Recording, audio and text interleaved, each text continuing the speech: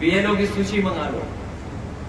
BLO में ये देख लो कि इसमें कोई पीडीए परिवार का तो नहीं है, और अगर पीडीए परिवार का है तो उसे सूची से बाहर कर दो। फिर उससे ऊपर वाले अधिकारी देखे गए कि अधिकारी और कौन कौन है। जब उन्होंने उसकी भी सूची मंगा ली, उसमें भी पूरा सफाया कर दिया पीडीए के परिवार का, तब उन्होंने चुनाव की तारीख घोषित की। लेकिन बीजेपी के लोग इन्हें भूल रहे हैं। अभी तो हम लोगों ने उन्हें उत्तर प्रदेश में हराया है, इंडिया गठबंधन ने और पीडीए ने मिलकर के 36 सीटें प्लस 7 43 सीटें हार गए। और इन्हीं कार्यकर्ताओं को अगर पता होता कि हम लोग 43 सीटें जीतने जा रहे हैं, 43 सीटें जीतने जा रहे हैं, तो हो सकता था यहाँ का कार्यकर्ता एकजुट होकर के हमें 60 से ज्यादा भी लोकसभा जिता। और अब तो हम लोग बीजेपी को हराना जान गए हैं, रणनीति बनाना जान गए हैं, लोगों का सम्मान कर करके उनको जोड़ना जान गए हैं, दूसरों को जगह दे करके त्याग करना जान गए हैं। तो देख लेना आप आने वाले समय में उत्तर प्रदेश में परिणाम, ऐसा परिणाम आएगा कि कभी बीजेपी ने सोचा नहीं होगा। हालांकि बीजेपी के लोग सो नहीं पा रहे जब से अयोध्या हारे। जब एक गड़बड़ सोते हैं तो उन्हें यूपी की याद आ जाती है कि यूपी में कैसे हार गए, और जैसे ही गड़बड़ दूसरी कर करके अयोध्या की याद आती तो फिर नहीं सो पाते। इतनी बड़ी हार हुई है यूपी से जिसकी वो अभी तक भरपाई नहीं करते। इसीलिए पीडीए की काट ढूंढ रहे हैं, पीडीए की काट, कि ये पीडीए को कैसे काट दी जाए।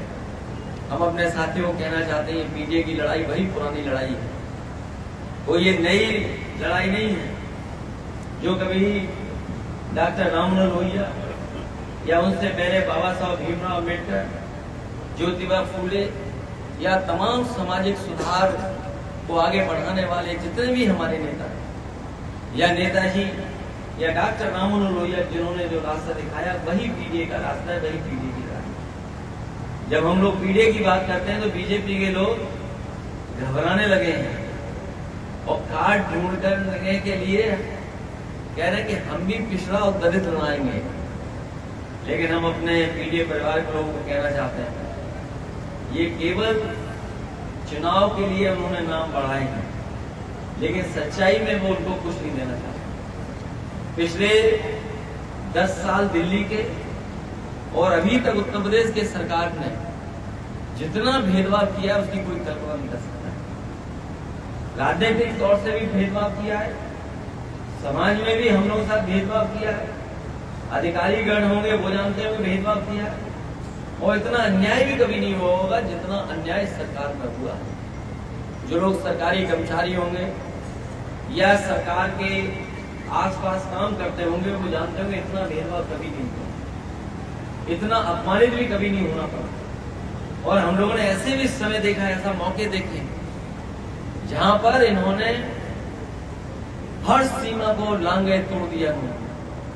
हाल ही में आपको याद होगा जब सुल्तानपुर की डकैती हुई, और सुल्तानपुर की डकैती को लेकर के पूरे प्रदेश में भारतीय जनता पार्टी की बदनामी हुई कि भारतीय जनता पार्टी की सरकार में लगातार बैंकें लूटी जा रही हैं, बैंकें लूट रही हैं, एटीएम लूट रही हैं, सुनारों को मारा जा रहा है, सुनार लूटे जा रहे हैं।